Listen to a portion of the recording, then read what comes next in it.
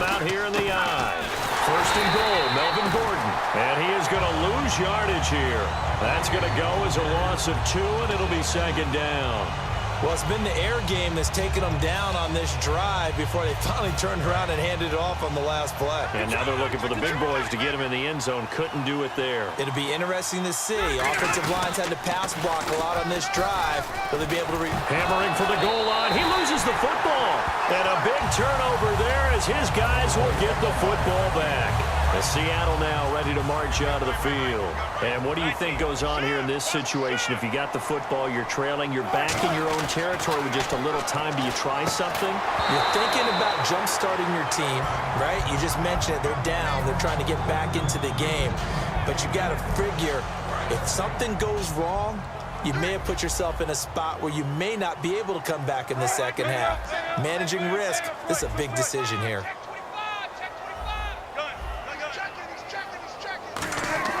Now Wilson down around his goal line.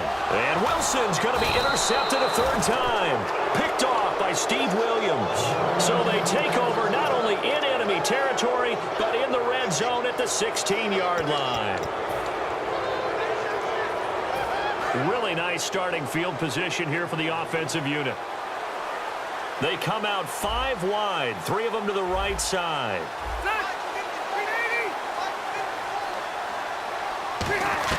Following the interception here, Rivers buying time to his left. Oh, he tried to pitch it, and the ball's loose. And the Seahawks have picked it up. And they are going to take over right there at the 22-yard line. As Seattle now ready to march out of the field. And with time quickly fading here in the second quarter, not sure how aggressively, offensively they want to play this. I think we'll find out just how much they trust their guys in this situation if they decide to take a shot. Well, this is taken in. It's complete. 30 yards on the pickup there.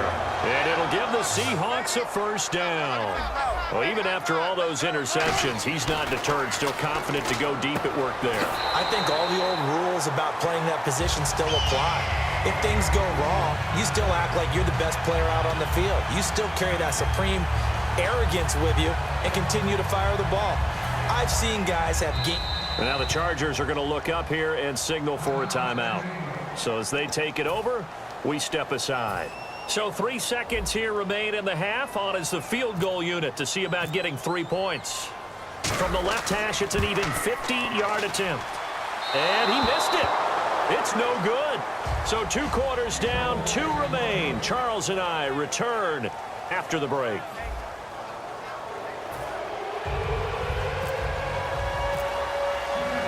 Both teams appear ready for the fight ahead, and we resume action here in quarter number 3. That'll be taken in the end zone. Oh, look at that. Oh, look at him turn. And he'll take it back to about the 19-yard line. Out comes the Chargers as they'll go on offense now to start this third quarter. They have the lead. Now they'll be looking for some separation here as we begin the third quarter. I like the way you term that because now I think they go a little bit deeper into their playbook. They like what they did in the first half. That worked okay. But in order to get the separation that you just talked about, change things up a little bit. Change your tendencies. Try and hit them a little bit more with some things they didn't see in the first half. Let's see if they do just that. Rivers to throw it. And this complete to Henry over the middle. Give him 11 yards that time and a new set of downs. Hunter Henry out of the University of Arkansas was definitely the consensus top tight end in the 2016 draft. I thought he might sneak into the first round. He didn't. But I think that Phillip Rivers is really happy to have him in San Diego. They're already starting to make that connection. The tackle there by Richard Sherman. And quickly they get to the line. And that one was relatively easy to see. I noticed that from up here. Yeah, it doesn't take a whole lot, does it? Sometimes you get multiples. What I always love on these offsides is when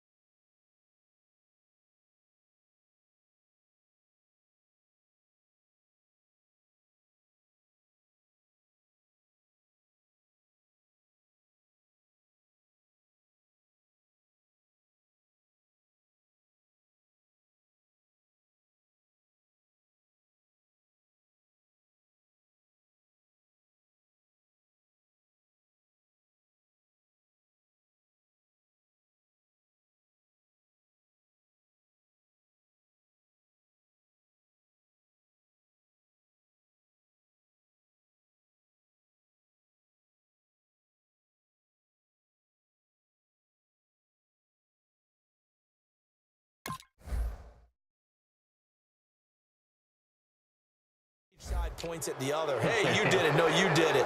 They deciphered that one correctly. 3 yards to go here on second down.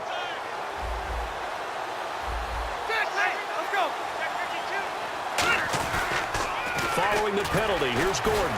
Muscles him off. And not much room to operate as he'll get this up only to about the 41. Only a yard on the pickup there, and it'll bring up a third down. They're going to hurry back to the line now. They'll try and run it. Here's Gordon. And he's taken down at the 43, but not before picking up the first. 3 yards there, good enough to keep the drive moving.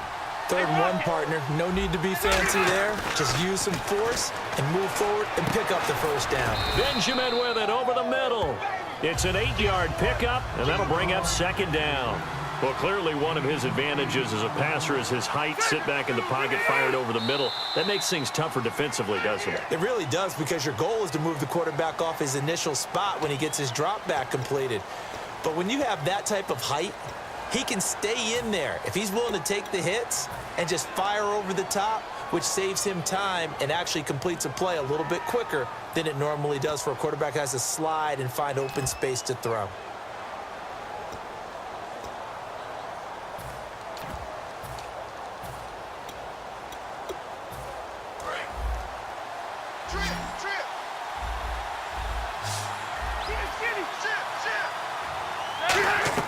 Now a second down throw for Rivers.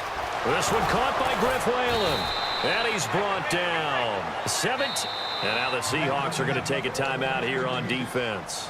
It's just their first, so 2 remaining as they burn one here in this 3rd quarter. So the offense has it 1st and 10.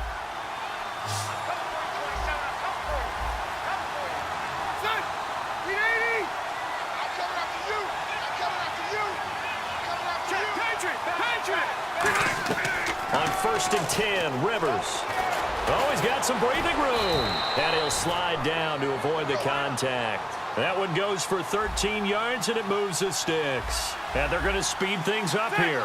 Partner, he was going through his progressions. Not there, not there. After about the 3rd one, he decided he better pull it down and run for it. And he slides down and avoids the hit for good measure.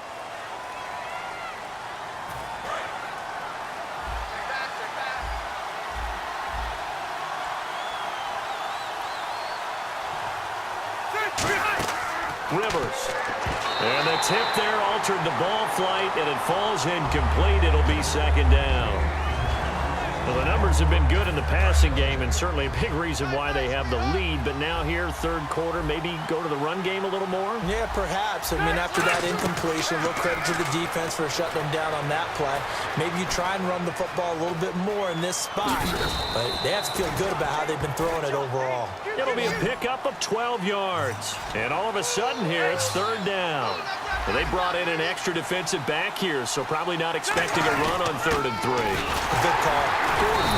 Partner was a definite passing down, but he was able to leak out and pick up some good yardage, even though the coverage was excellent. Maybe it's not exactly how they drew it up, but they still got a big chunk of yardage on 2nd down.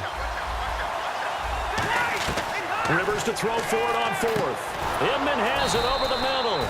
Mike McCoy rolls the dice, but it doesn't work out. And this long drive is going to wind up yielding nothing. The Seattle now ready to march out of the field. They were able to get the stop defensively. Now a chance really to set the tone here in quarter 3. They can really take charge, can't they? And this is probably how it was drawn up at the half. I think we can go inside the locker room, all right? And I think we would see up on the grease boards, stop them defensively, get the ball back for the offense, and let's go downfield and score. Seems simple, right? The last part, we have to find out that's going to happen. But the first part worked to perfection. Did it? And his pass is intercepted for the 4th time today. And he brings this one back. It's a pick 6 and a Charger TD. Picked off by Casey Hayward. So a pick 6 there out of the nickel package. They went with 5 DBs.